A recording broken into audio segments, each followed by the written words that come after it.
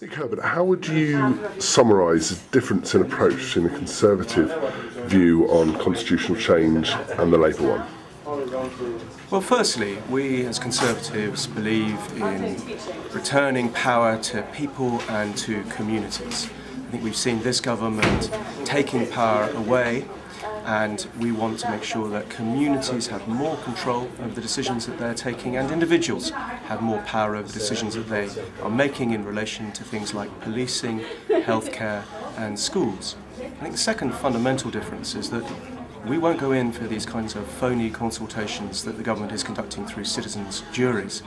Actually, there is no point in having a jury if you ignore the verdict. And what matters is that we should have responsive government and accountable government, that there are clear accountability at all levels of local and central government. And I think that these phony consultations that the government is conducting will actually do even more harm in terms of voter disengagement, because people will feel that they can't really influence the political process. And thirdly, we will strengthen Parliament, make sure that Parliament is more relevant to the concerns of the public.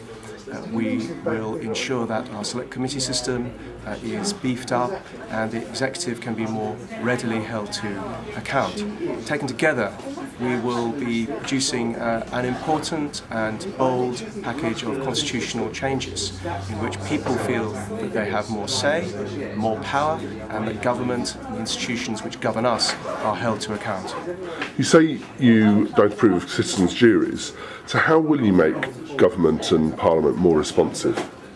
We will make government more responsive by ensuring that power is exercised at the lowest possible level, either the level of the individual or communities. We don't want to see this growth of the quango state, where unelected, unaccountable people are taking decisions. Look at the issue of planning, for instance, where the government is setting up a new planning quango which will take decisions further away from local communities. That's a process that must be reversed. So the democratisation of politics, the devolution of power to individual and communities is an incredibly important part of our constitutional agenda, and one that is directly contrary to the government's natural centralisation. This isn't about phony consultations or citizens' juries.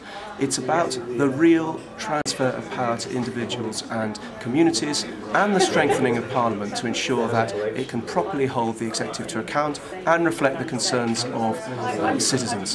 That is a true agenda of constitutional change, and I think we will increasingly expose the government's so-called new politics as just a junk politics, an extension of Labour's permanent campaign, an extension of their propensity to spin, which has so turned people off over the last 10 years.